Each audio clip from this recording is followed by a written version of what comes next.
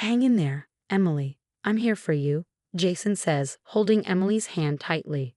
They are so focused on the childbirth that they don't notice me. I resist the urge to react angrily and remind myself to stay professional.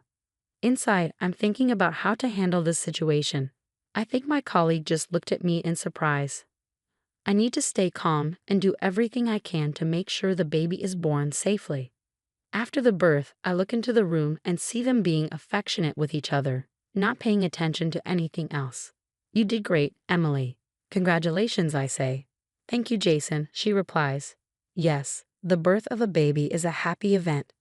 We should celebrate, I think, grabbing my phone.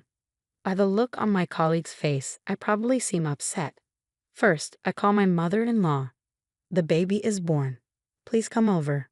After inviting all the relatives, I reflect on my role. My name is Natalie Miller, a 33-year-old working mom. Inspired by my mother, I became a midwife. My mom delivered many babies, celebrating with the parents sometimes and feeling sad when she couldn't save a life. Watching her over the years made me want to be a midwife too. My dad doesn't say much, but he's always been quietly supportive. Both my parents are people I'm really proud of. But there's one family member who's been more challenging. My sister Emily. She lives at home and doesn't have a job, often asking us for money. When I got married, I started keeping my distance from her. Do what makes you happy, Natalie, my husband Jason would say, always understanding my decisions regarding Emily. That's why I trust Jason so much. Jason works in it, and we're both so busy that we hardly have time for each other. We don't have kids yet. Sometimes I wish we did, but I also like the idea of just us two in our later years. Don't push yourself too hard, Natalie. Take care of yourself, he tells me often. We live with Jason's mom now. His dad passed away, and we didn't want her to live alone. She's incredibly kind, never pressuring us about not having kids and always looking after me. I feel lucky to have her, even if it sometimes feels like she's the one taking care of me. My days are usually filled with hard work at the hospital. Today was no different, with a complicated delivery that kept me there overnight to care for a premature baby. That's the situation, so I won't be coming home until tomorrow, I told Jason over the phone. I see. Should I pick you up tomorrow then? What about work? Jason asked, making me quickly check the calendar. Tomorrow was just a regular Thursday, no holiday or special occasion. In my job, I sometimes get weekdays off, but Jason, who works a regular office job, would normally be working on a weekday. Well, I actually had to work on a recent day off. They told me to take a compensatory day off in return. Really? Well, if you can pick me up, I'd appreciate it, I replied to Jason without much hesitation. The next day, after a very exhausting shift, Jason and I went out to eat, and as soon as we got home, I fell asleep. When I woke up, it was already evening, and my mother-in-law was busy cooking dinner in the kitchen. Mom, I'm sorry. Let me help you, I offered. It's okay, dear. Jason told me you've had a tough day, haven't you? Just rest, she reassured me warmly. I felt relieved by her caring words. Anyway, dinner's almost ready, so there's not much left for me to do. Jason got called into work. Let's just have dinner together, she suggested, and I nodded in agreement. During dinner, she kept giving me concerned looks. Is something bothering you? She finally asked. I'm just wondering how things have been between you and Jason lately, she continued. We're the same as always, I think, I replied. That's good to hear, I replied, puzzled by my mother-in-law's demeanor. I wanted to ask more questions, but she avoided the topic. I figured if it was serious, she would share it with me in time. So I decided not to pry further. Since then, Jason and I seem to be missing each other a lot. We used to spend time together on our days off, sometimes with my mother-in-law joining us for a drive. Lately, though, he's been busy with work. We hardly cross paths at home, and meaningful conversations have become rare. Still, we stay connected through calls and messages, so I never doubted our relationship. Life felt a bit frustrating. One day, encouraged by my mother-in-law, I went shopping with her to take my mind off work. Engrossed in our outing, I was caught off guard when suddenly, oh sis. Long time no see, huh? I came face to face with the last person I wanted to see. Emily approached with her usual mischievous smile, still as beautiful as ever, which annoyed me. I thought about escaping, but I couldn't just leave my mother-in-law behind. While pondering my options, Emily walked right up to us. You still look exhausted. I can't believe you're my older sister, Emily remarked. Mind your own business, I retorted sharply. Speaking of shopping, since you're out, you must have money, right? Treat me, Emily said with her usual audacity. Here we go again, I sighed inwardly. Since we were young, Emily had always been asking me for money and favors. I've never been one to be taken advantage of, so I've always refused her requests. But she never seems to get the hint. If I didn't give it to her, she would try to take it. My suspicions were confirmed when I caught Emily stealing money from my wallet. My parents and I gave her a serious scolding, but she didn't show any remorse. After that incident, she continued trying to steal from me and even targeted my friends and boyfriends. She's bullying me, Emily would claim, spreading lies about me. While my true friends stood by me, some of my boyfriends ended up leaving me for Emily. This is why Emily and I have never gotten along. I had planned to distance myself from her after high school. But since my mom is a senior midwife and Emily would visit our family home, our paths inevitably crossed. It wasn't until after I got married that we finally grew apart, and yet here she is, standing right in front of me. Why are you here? I asked sharply as we were shopping at a mall near Jason's parents' house. It was a place Emily couldn't easily reach from our family home without a car. She never bothered to get a driver's license, claiming it was too much hassle, and she avoided using public transportation. Well, how should I know? By the way, you're still handling other people's babies. When are you going to have one of your own? Emily taunted. What's that supposed to mean? I retorted, taken aback. Looks like I beat you to it, she said, rubbing her belly. I noticed she had baby items with her. Was she pregnant? I hadn't heard anything about her getting married. Whose child could it be? Enough is enough, my mother-in-law interjected sharply, addressing Emily, who was grinning mischievously. We were enjoying our shopping. We don't need to be disturbed by someone as rude as you.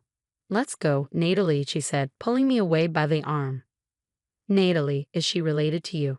My mother-in-law asked, clearly curious about the situation. Yes, I replied, recalling that I had introduced Emily to Jason when I brought him to my family home. However, she had canceled both the pre-wedding meeting and the wedding itself. It dawned on me that my mother-in-law and Emily had likely never met. She's my sister. I see, my mother-in-law responded, her expression complicated. I sighed, sensing the tension. Half a year passed by quickly. Jason grew even busier, often not responding to my messages, and my mother-in-law seemed to be spending more time away from home, leaving me alone on my days off. I was expressing my frustrations to a colleague when we received a call about a pregnant woman whose water had broken and was being brought to our hospital. Her name was... What? It was Emily, my own sister. My colleagues noticed my shock and asked if I was okay. Collecting myself, I replied and headed to work. As I entered the delivery room, I was surprised to see a familiar face. Stay strong, Emily. You can do this, I encouraged. To my bewilderment, Jason, who should have been at work, was there beside her, looking like a devoted father-to-be. What? I couldn't help but emit a low groan. I noticed the doctor flinch slightly, but I couldn't take my eyes off the scene unfolding before me. Hang in there, Emily. I'm right here, Jason said, tightly holding Emily's hand, completely absorbed in the moment. I felt a surge of frustration but pushed it aside to focus on my duties. My colleagues seemed taken aback, likely noticing my tense expression. I had to remain composed and ensure the safe delivery of the baby. Dad, please hold Mom's hand tightly, I urged Jason, but he remained fixated on Emily, oblivious to my words. It was maddening, but I had to stay focused. An hour later, the baby was safely born. Congratulations. Thank you.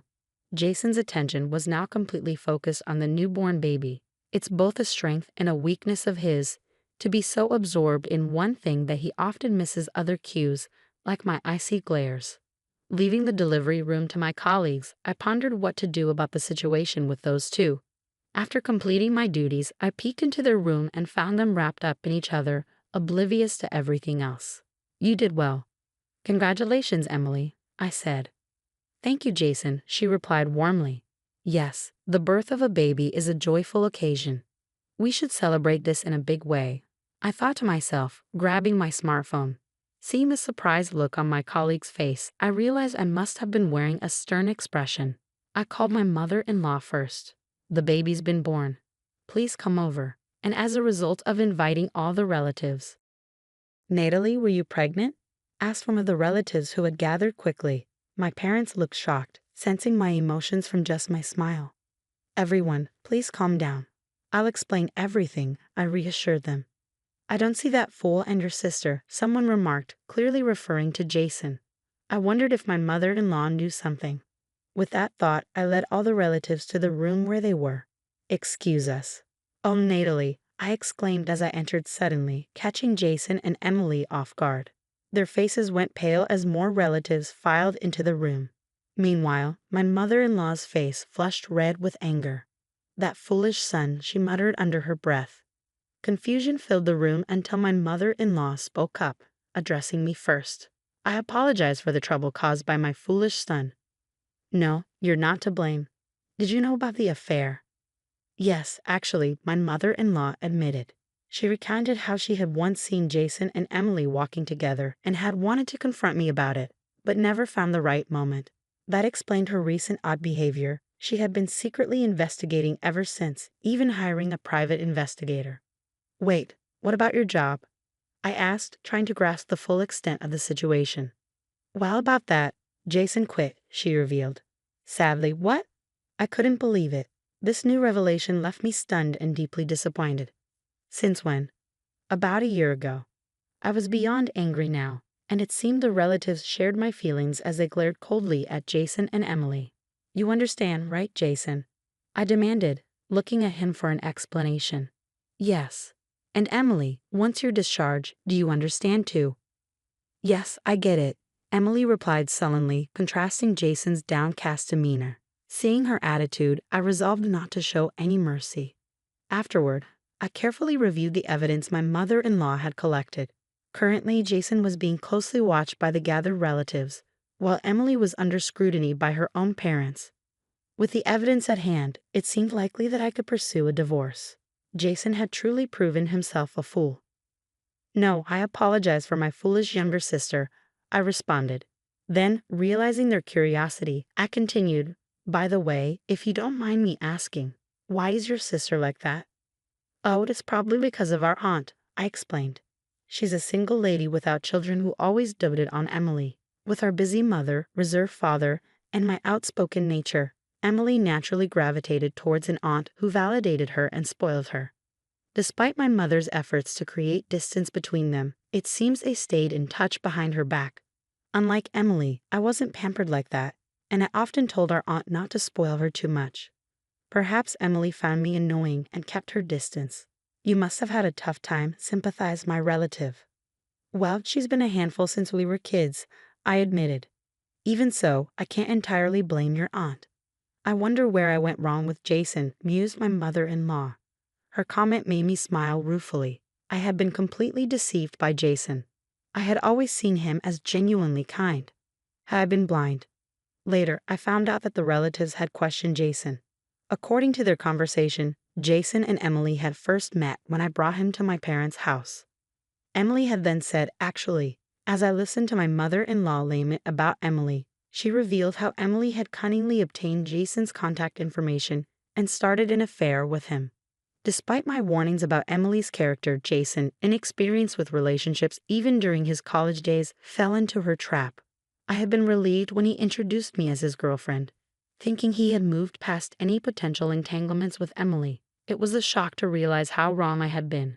In the midst of this conversation, I received a call from Emily. I put her on speakerphone and answered, Hey sis, Dad and the others are just concerned about you.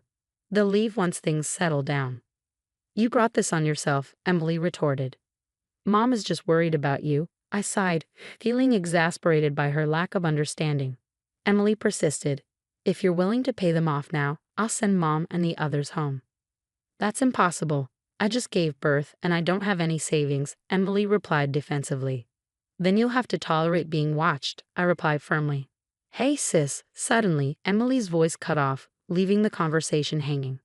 Sorry, I took her phone away. My dad's voice came through before the call abruptly ended. I decided to let my dad handle that situation for now. There was no more room for sympathy towards Emily after that call. I resolved not to go easy on her anymore, despite just giving birth. Don't go easy on Jason either. Hold him accountable, I asserted firmly. Yes, I'll ensure he faces consequences. My mother-in-law agreed as we discussed our next steps. Once everything was in place, I arranged a meeting with Jason and Emily. Jason was ushered in by our relatives, while Emily quietly followed with my dad. Her sudden change in demeanor puzzled me until my mom, holding the baby, whispered in my ear, "Emily was severely scolded after she called you." Come to think of it, I've never seen my usually quiet dad angry, and probably neither had Emily. Experiencing my dad's fury for the first time must have been traumatic for her. I reflected silently. "What? You know why you were called here, right?" I asked, breaking the tense silence. "I'm truly sorry." She came crying to me asking for advice. Jason began, his voice wavering.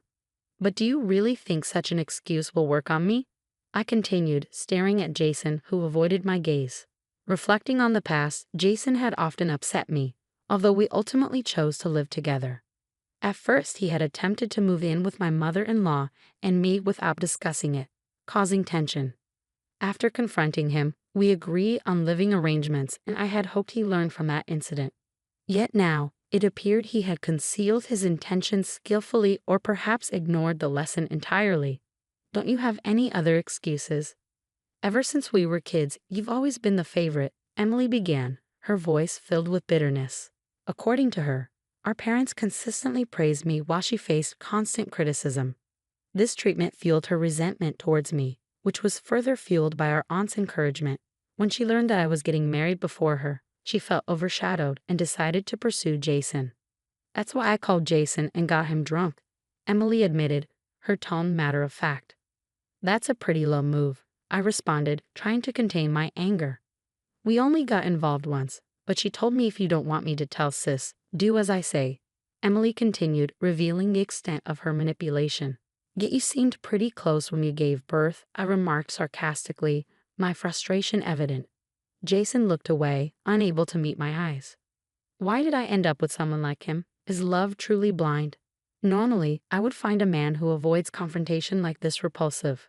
As we kept meeting, I genuinely fell for her, Jason explained, his voice tinged with regret. "Then you should have just broken up with me," I retorted sharply. "Well, I still love you, Natalie, and I wanted a child with you," Jason admitted, his expression pained as my words hit home. Why did he act like a victim now? "What about your job?" My father interjected, steering the conversation forward. "I wanted to spend more time with Emily, so working felt like a waste," Jason admitted, his voice subdued. "And you two were involved more than once, right?" My father's question was direct and unforgiving. "I'm a midwife. I can easily backtrack from the birth to when you got her pregnant. If you hide anything else, I won't forgive you."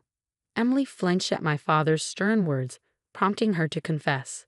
She revealed that since Jason had quit his job, they had been meeting almost daily and had been involved multiple times. The revelation left both my mother-in-law and me speechless with disbelief. "I'm going to divorce you anyway," I declared firmly, my voice resolute. "No, please," Jason pleaded, his face filled with regret and desperation. "I'll also cut ties with you. You'll never set foot in this house again," I concluded, my decision final and uncompromising. "Where the hell am I supposed to live?" Jason's panicked question hung in the air. Both my mother-in-law and I made it clear to Jason that his predicament was entirely of his own making.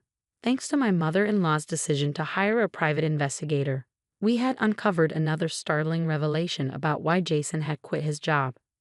"If you're desperate, I can refer you somewhere," I stated coldly. "Huh?" Jason looked bewildered. "Prison. It's not so bad. You get a roof over your head, 3 meals a day, and even earn a little money," I informed him bluntly. Jason's face drained of color at my words. It turned out that Jason had been embezzling money, which had led to his dismissal from work. He had managed to repay the embezzled funds to avoid legal trouble. But that money came from selling off my savings and my mother-in-law's possessions. The realization hit me hard. I had been oblivious to his actions, and I felt deeply betrayed and foolish. "Natalie, I'm not going to show any mercy. If you keep arguing, I'll hand you over to the police," I cut Jason off, my voice firm and resolute. He slumped under my cold stare, realizing the gravity of the situation. I had already arranged for the police to be there, waiting for the moment. Emily, don't you dare call me sister again. I truly despise you from the bottom of my heart, I declared firmly to Emily, who was escorted away by my father. That was the last interaction I had with her. Now, moving forward. We wasted no time packing our belongings and decided to move to a new home, ensuring safety from any potential return by Jason. The new place is closer to my hospital workplace, and we've extended invitations to my parents to join us. This marks a proper farewell to Jason and Emily. Since then, Jason was found wandering around our empty old house and was taken away by some intimidating men in black suits. Meanwhile, Emily has found a new job and has been working diligently, juggling multiple part-time jobs. My parents informed me of this. They decided to leave Emily with the house as a final act of kindness. She likely spends her days working hard to maintain it. Despite everything, she's resilient. In our new home, we've been raising Emily's child together. My mother, despite being retired, has a wealth of baby-raising knowledge, and my mother-in-law has been a constant source of support, caring for the child with love and dedication. Thanks to them, I've been able to nurture the child with confidence. Financially, my father and I are stable, each contributing to the household. Though not related by blood, this child was long awaited and has brought immense joy into my life. I'm grateful to my mother and mother-in-law for their unwavering support in this journey. I've renamed her Mindy and consider her my own. One day, she may come to understand her origins and face challenges because of it. When that time comes, I'll be there by her side, supporting her through it all. Until then, my goal is to be the kind of mother she can always be proud of. Today, I cherish life and hope for boundless happiness for Mindy and the new life that has come into our world. With this prayer in my heart, I'm ready to face whatever challenges life brings.